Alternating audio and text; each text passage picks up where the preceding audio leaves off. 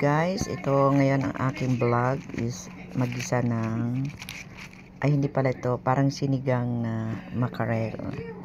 Yan, kasi para po tayo ay merong sabaw. So ito po ay sibuyas, yan, at ito po yung ating pangsigang. Yan, syempre wala maraming gulay today para hindi naman puro karne or ano ba yan, malang isda guys, kaya hindi rin ka makapag-isda. So ito gagawin kong sinigang na makarel. Yan guys, saka-prepare na yung ating pechay at yan sibuyas. Yan, prepare na po ang ating bawang sibuyas. Ito po yung sabaw ng ng makarel. Ayan, sineparate ko po yan kasi gisa muna natin siya guys. Yan, gigisa po natin yan.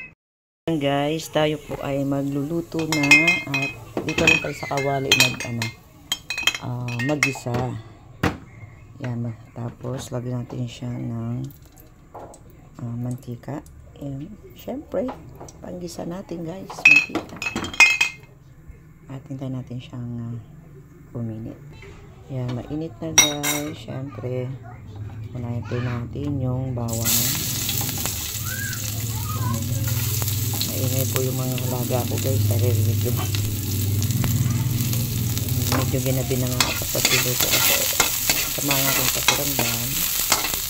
So ayan muna, ito konting brown.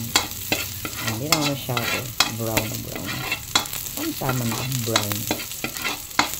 And syempre ilagay na natin ang ating sibuyas kasi masusunog din naman yan yung yan, parang sabay sila. Diba? Yung dalawang sibuyas yan para medyo masarap. Yan, malaki nga lang yung hiwa ko isa pa lang. Bango-bango. So, ito, ilagay naman natin to. Yan. Ang daming laman, 1, 2, 3, 4, 5, 6. Gisa natin ito. Ano yata ito parang galunggong. Yan yung makarel to. Parang kala mo galunggong. So, ganyan lang para hindi na masyadong durog. So, hayaan lang naman natin siya guys. Medyo masangkot siya ng kaunti. Tapos lagyan natin siya ng asin.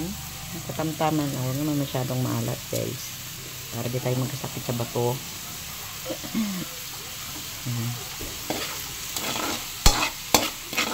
So ayan natin siya mga ilang minuto lang naman guys, kasi madali naman po ito maluto. Kailangan naman po natin ginisa kasi sabi nga nila malangsa daw. Yan, galing siya ng lata, nagsiksik siya doon. So ayan guys, lagyan natin siya ng tubig. Katamtaman lang. Yan. Yan. Tapos hayaan lang natin siyang kumulo ng mga kurto-kuluto ng mga 5 minutes. Okay na po siya. So medyo dagdagan lang natin siya ng sabaw. So isang pitchil din to ng medyo katamtaman lang ang init nito. Kasi kanina ko pa pinainit. So hayaan lang natin siya guys na kumulo. Yan, syempre takpan na natin siya. Yun, ganan natin siya ng tubig guys. Ito naman ay ating isabaw din. Yan, para malasa ang sabaw ng makarel. Yan. So pakuluan natin siya mga around 10 minutes lang siguro o 5 minutes ang pinakamadali. Yan, madali lang man po siya kumulo. So ayan guys, yan, kumulo na.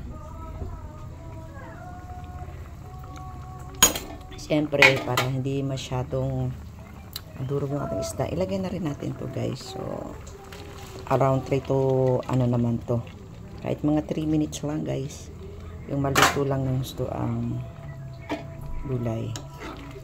Yan, diba sarap? Para maiba-iba naman guys ang ating ulam. Minsan nakakasawa na yung adobo kasi yan ang gusto ng bata. Ito naman, kahit papaano may isda, kumakain naman sila. Tapos may sabaw. So maigi na rin ganito.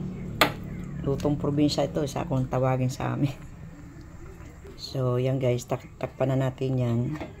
Mga siguro wala pa 1 minuto, kulo na po ito. Saka na po natin lalagay yung ating pampaasim. Yan. Yan guys, kumulo na. Siguro ito ay mga around 1 minute lang. Ayan, naluto na po siya.